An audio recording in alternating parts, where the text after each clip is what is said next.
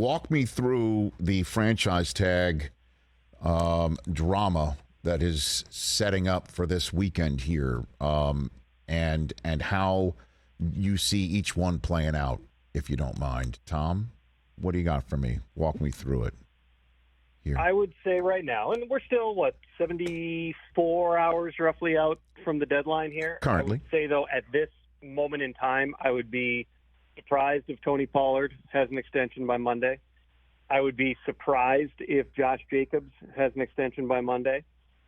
Evan Ingram, the Jaguars tight end, that one could still go either way. I mean, the tight end market, nobody talks about that. Everyone talks about the running backs, but the tight end market has been in rough shape too. Nobody got paid really in free agency, and the tag number keeps getting driven down where it becomes a little bit more team friendly to keep those guys. So we'll see how that one plays out. And then Saquon, I think is, in my mind, it's a coin flip right now. Of the running backs, he clearly has the best chance, I believe, to get something done because they've been negotiating for about 9 months now, on and off. There have been different structures discussed. There have been different types of guarantees, incentives, and everything else.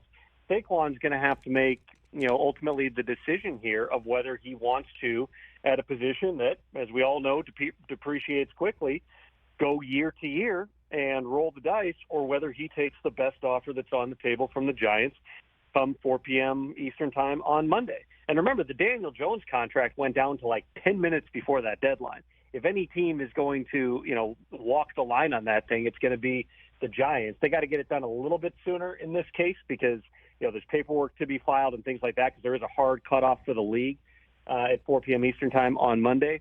But that's the one that I think, we'll certainly be watching through the course of this weekend and into Monday. I know the Giants don't want to lose him. I know John Mara doesn't want to lose him. I believe, based on everything that I know, that Saquon wants to be a Giant. The question is about the value at a position that increasingly has been getting devalued. And again, Saquon's going to have to make the ultimate decision. Is he willing to roll the dice, make $10 million this year, or potentially not, or, withhold his services, which is the best leverage you have. But, the problem is for these franchise tag players, once you get past 4 p.m. Monday, you're not allowed to do a multi-year deal. And so holding out into the season, all that really accomplishes is, taking about $600,000-$700,000 a week out of your pocket. Yeah, because you can't sit there and say, I'll come in from the cold if you give me the long-term deal I'm looking for, and you're not able to based on the collectively bargained rules of the National Football League. And earlier, Tom, we do our segment on Friday, What's More Likely? Chris asked me what's more likely or who's more likely to be out there week one for their team, Saquon or Josh Jacobs. I said Saquon. Would you agree with that assessment right now? Right now, I would agree with that Saquon is more likely to be on the field than Josh Jacobs. With Jacobs, he's the NFL's leading rusher. He played through a lot of injuries last season. He's also a player that the new regime with the Raiders last year declined his fifth-year option. He had to prove that he was worth keeping for $10 million plus. You also have to look at the structure that the Raiders have done on a lot of their contracts. There have not been full guarantees even in the second year. And so what does a long-term contract offer look like for Josh Jacobs in Las Vegas? Put it this way, I don't know that it's even on the level of what Saquon Barkley is being offered, which is not getting the deal done with the Giants. And so, with Jacobs, I said it on this show, whatever that was a few weeks ago, I do not expect him to show up for training camp, and I don't know if he shows up for week one. Have to see how it plays out. You mentioned those collectively bargain the rules. The one thing you can do, and I'm really not aware of this happening, but the one thing you can do after July 17th is negotiate a one-year deal for more money. Obviously, if you start missing games, it's hard to go back to the team and say, okay, now I want all the money, but only for 14 games. But that would be the one potential thing that could happen. I just don't know that there's a lot of appetite for either of those teams we're talking about to do a deal like that. Tom Pelissero, my colleague from NFL Network, NFL Media Group, talking from his car before getting his very famous haircut right here on this Friday program.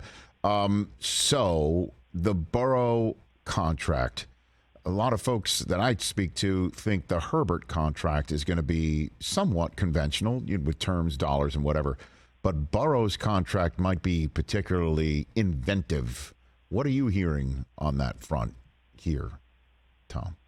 As far as I know, there's nothing imminent on Joe Burrow. I do think that just given how the Bengals have traditionally structured their contracts, there's an acknowledgement they have to do some things differently, whether that's selling naming rights to the stadium or reworking veteran contracts, which they haven't done a whole lot, or potentially making guarantees into future years, which is something they're one of the only teams, along with the Steelers and most recently the Raiders, who have not done full guarantees on most, if not all, contracts into the second year.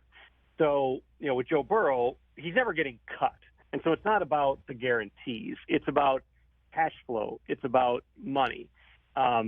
So one way that you could potentially work around this is, okay, if we're not going to get a fully guaranteed contract for Joe Burrow, which, for a lot of organizations, that would kind of be the starting point, but this is the Bengals we're talking about here. If we're not going to get a fully guaranteed contract, then we just want more money over the life of the deal because he's going to get it anyway. Is that number $55 million? Is that number $60 million? I don't know. I'm not in those conversations, but I would tell you it is going to be a sizable contract. Certainly, I would anticipate he's got a very good and tough agent, Brian Ayrault, who I'm sure has explored everything in terms of different options and what's permissible here. He's also, an agent who will go to the wall on these things for his clients. So, this I don't know that it's going to be, I wouldn't say, a difficult negotiation, but it's certainly not an easy one. And I don't get any sense right now that we're going to wake up tomorrow and find out that Joe Burrow's time for the long haul. Catch the Rich Eisen Show every single day on the Roku channel, 12 to 3 Eastern, for free.